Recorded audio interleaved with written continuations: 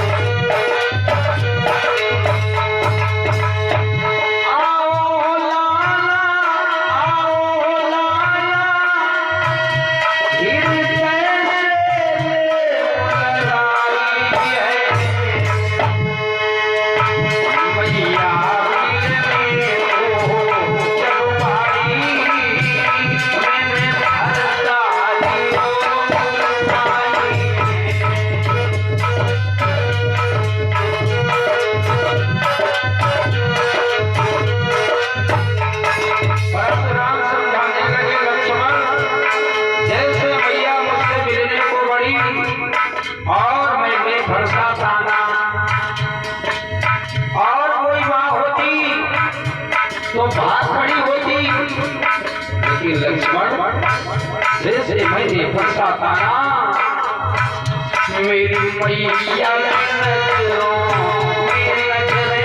जब हमसे आज भी आई है।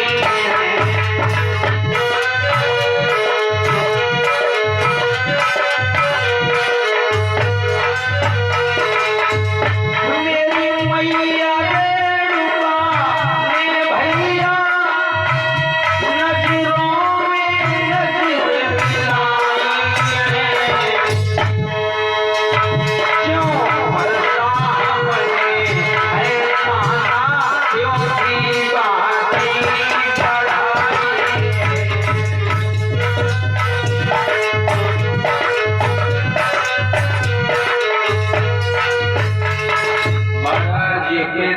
परशुराम होने लगे, लक्ष्मण शायद मेरी माँ एक बार कह देती, अरे परशुराम जिस मैया ने तुझे जन्म दिया उसका तो सर काटने आया है, लेकिन धन है वो मेरी माँ रेणुका।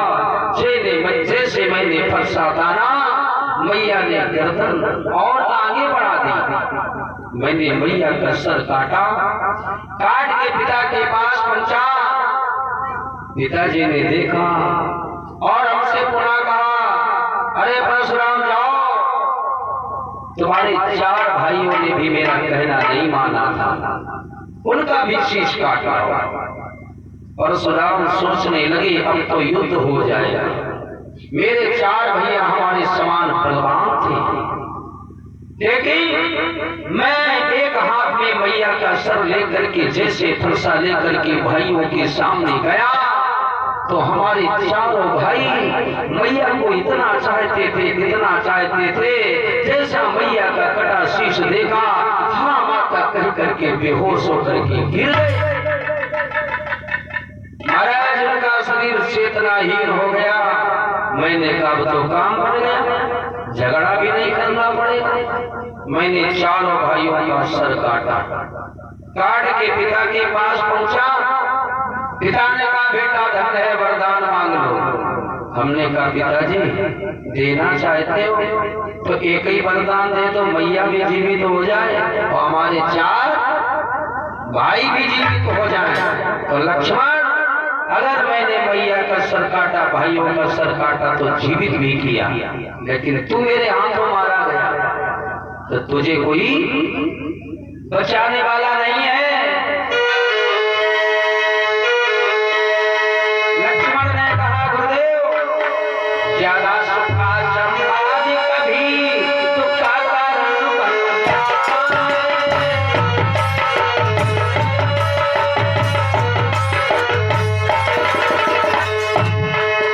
ज्यादा सुख का संवाद कभी दुख का कारण बन जाता है। नहीं बोले के कारण ही तो साबित आता है। जो अतिका मीठा होता है वो अपना नाश कराता है। अतिका मीठा करना होता तो झूठे फेरा जाता है।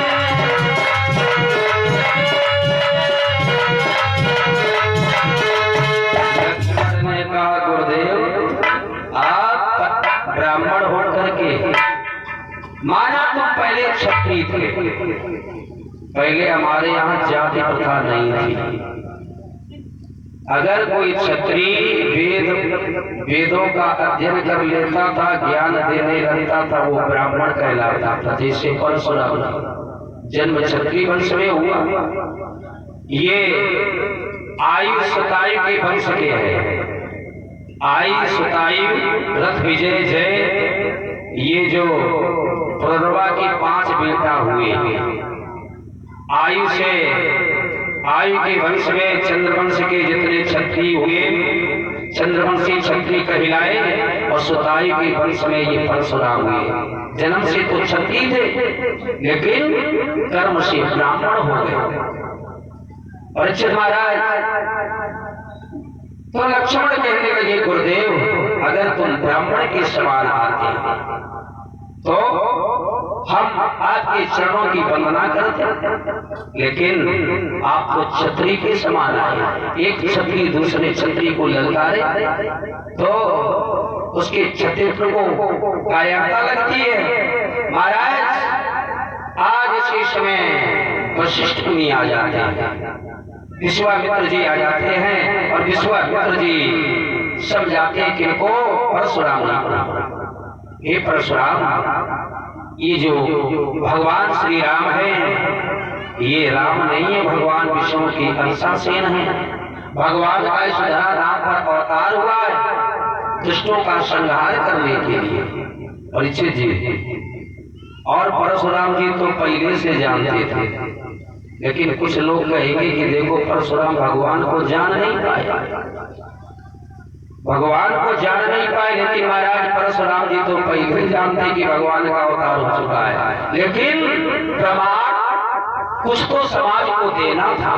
जो दरबार में बैठे थे वो क्या जानते कि भगवान अवतारी हैं। उसके लिए परशुराम जी ने अपना विशेष धनुष निकाला और कहे राम इस धनुष की प्रशंसा को जो चढ़ा देता है वो